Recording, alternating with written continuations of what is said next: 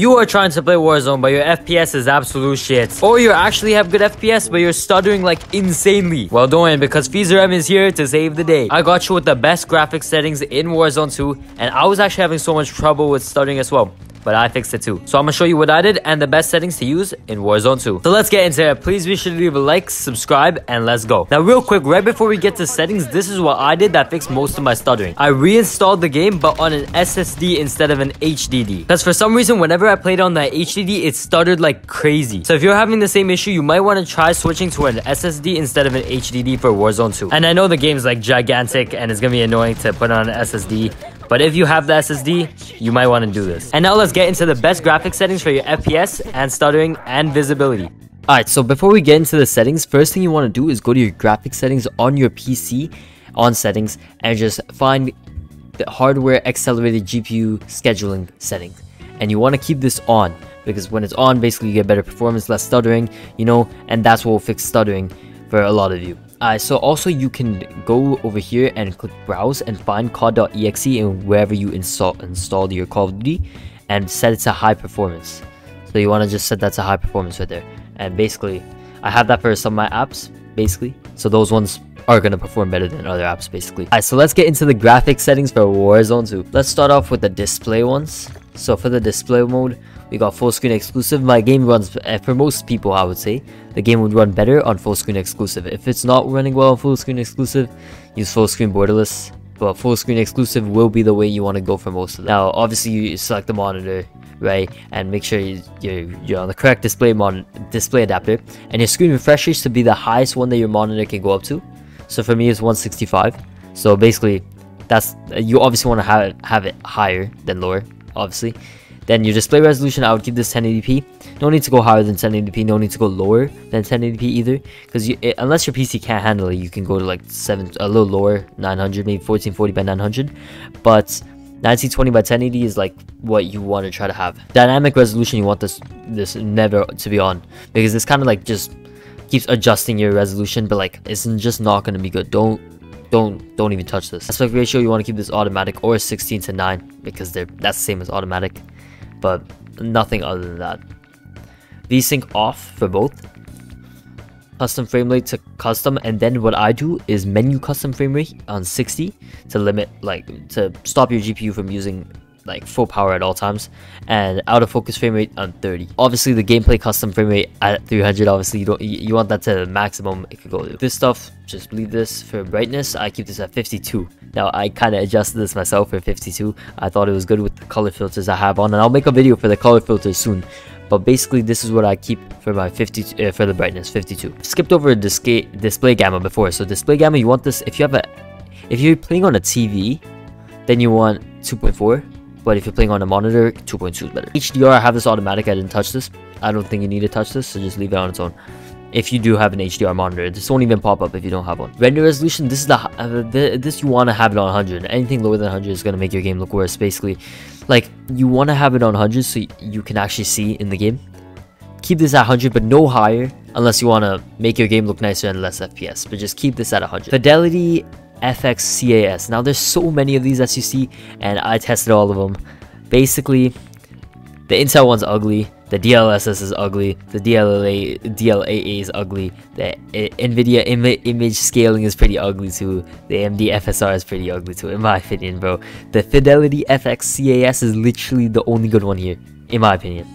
And actually, I think that one of the NVIDIA ones was decent, but this one's the best one, okay? And you want to use this one. Now I keep the strength at 50% because like it was a little too much at 100, so you do not want that, so we're gonna keep it at 50. Anti-aliasing on SMAA2T2X. The reason is because obviously Filmic takes up, it's harder for your PC, you know, it takes up more, you know, strength from your PC, so you want the SMAA T2X on that one. And anti-aliasing quality low, because we're trying to get the most FPS possible here. Now for video memory scale, you want to have this at 65. Now the reason I don't have it all the way up or all the way down is because basically when I had it at 90 I would stutter, and I feel like it caused some stuttering, so that's why I moved it down, but not all the way down obviously, because you want some VRAM. So basically 65 was like a good sweet spot, and that's what I would say was good. Texture resolution to low, because I swear the game it looks nicer on high. A lot of people say it does not look nicer on high, it looks the exact same, but it definitely looks nicer when it's on high or normal. But the thing is, though, it's not worth the FPS drop you're getting, in my opinion, and the VRAM it's taking up. It's not that big of a difference, but it does look nicer on high, but keep it on low. That's what I'd recommend. Texture filter and anisotropic, just for this one I keep it at normal, just so it looks a little nicer around there, so I can see a little better around the edges, because it kind of gets kind of weird looking sometimes because we have the lowest anti-aliasing. But basically, texture filter anisotropic, keep this at normal. Nearby level of detail, I have this on high, just because I like, for my videos basically, I like it so that nearby objects actually look a little higher quality.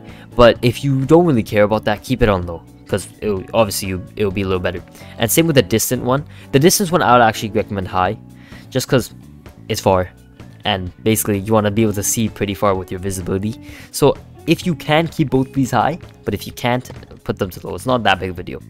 Clutter draw distance, I keep this on long, just so that you can see, like, basically you don't want to see stuff appear out of nowhere on your screen. That's why I have this on long, because I hate it when you're just running around and then like trees are appearing out of nowhere, like stuff is appearing. No, it is weird. You want to have this on long so that you can see long, you know what I'm saying? Particle quality on low, because you know we're trying to save up on the GPU strength, you know what I'm saying? So we want to have this on low, because basically I'm pretty sure in the Warzone 1, if you had this on high, it was actually better. But for this one, I'm pretty sure it's low, that's better. Particle quality level, I'm pretty sure this one legit barely matters. So I just have it on high, so it looks a little nicer on the low particle quality. So yeah, it barely makes a difference to your VRAM. Like, it says it makes an effect on VRAM, but my VRAM is legit not changing right now. So it legit barely makes a difference. So yeah. Bullet impacts and sprays, people turn this off. Bro, it's such a small difference, but maybe like 1 FPS, I don't even know. Keep this on. Okay, you can see where the gunshots go. It doesn't really matter. This one does not matter that much. Shader quality on low, because now okay, shader quality on low does look a little choppy here and there, but like you get the better FPS. So you kind of want this on a low shader quality. It's better. Tessellation on near, because basically this actually affects your VRAM and GPU by a little bit. Like your GPU, it makes your FPS worse. So you want to have it on near. Terrain memory on max. Basically, if you have this, if this is not on max, then you'll be losing FPS. But if it's already stored in your memory, it's just gonna be faster and it's gonna work better.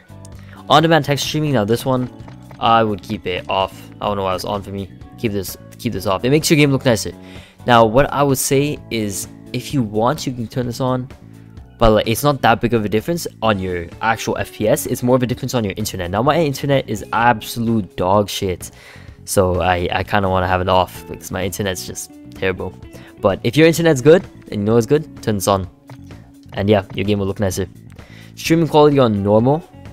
I want to keep this on normal. Volumetric quality. Now this one, it depends on your PC. I have this on high, just so it can fix the issues with the lighting and the fogs and the cloud. So basically it can fix the issues with the lighting, because sometimes the lighting does look a little choppy on these lower settings that we're having. But if sometimes I heard that volumetric quality does cause stuttering, so if it does cause stuttering for you, turn it to low. But for me, I'm keeping it high. Okay, deferred physics quality, you want this off, and same with the water caustics.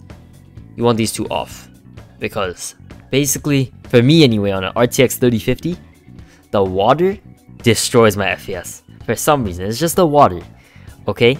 And basically you could try to play around with these, but all I'm saying is that this physics quality, bro, like your FPS is gonna go bye-bye, bro, if you have it on high. So that's why I keep this off. If you want, you could try water caustics. See, I don't think it makes that big of a difference if you have it on or off, but basically you could see which one looks nicer. I don't think it makes too big of a difference though for water caustics. But deferred physics quality, bro, get rid of this shit, bro. Make sure it's off. Shadow map resolution, you want this very low, just cause better FPS. As simple as that. I mean, your shadows will look a little worse. If you look at the diagram there, it looks a little worse, but like it's still not that big of a difference for the shadows. So basically it's not that big of a difference, just keep it on very low. Okay, for screen space shadows, we had this on high. This was just to make the game look better. And basically, it's not that big of a difference to your actual FPS, I don't think. But if you're having issues, obviously turn it off Now for spot shadow quality, you want this on low. If you want, you could try high, medium. You could try mixing around with this, because it does make your game look a lot better if it's on high. But the thing is, if you have it on low, it's going to give you better FPS, because it has a medium effect on GPU, it says. And basically, your FPS will be a lot better if you have this on low. Now spot cache, this one, there's two things I'd recommend, either high or ultra. Now I'd recommend starting with high and trying high, because okay, basically spot cache is where it stores it in memory, some of the spot shadows. It stores it in your memory, right? And basically, you want this on high, because if you have it on high, then it will already store it and it will give you better FPS. But sometimes that won't fix your stuttering, or it might cause stuttering if it's on high. So then you want to try ultra. So try high first. If it doesn't look good, try ultra. One of those two. Particle lighting on low. And basically this one does not make a big difference in my opinion. Just make sure this is low. It's a little better on your FPS. Ambient occlusion, this one adds soft shadows and stuff, and it basically like lowers the sharpening a little bit, but just keep this one off. There's no reason to have this on. Screen space reflections, this one makes your game just look nicer. If you want, you can have this on. I have it off for better FPS basically. Now static reflection quality, this one has not made a big difference to me. I've tried it on low and high, so I'd recommend trying it on high, and if that's not working, try it on low. That's what I recommend. Now weather grid volumes, I swear this one like barely made a difference to me, bro. I put it on ultra and no difference at all. Like I just left it on ultra. Like it legit didn't make a difference for me, but it might for you, just saying, because everyone's PC is different. So yeah, for NVIDIA reflex low latency, I kept this on because basically reflex low latency, it's good, but I didn't put it on plus boost because I felt like on was better for this game. But for Warzone 1, I had it on plus boost. And all these off, film grain off, everything. And yeah, those are your quality settings. Well, circle comes first. Yo, man.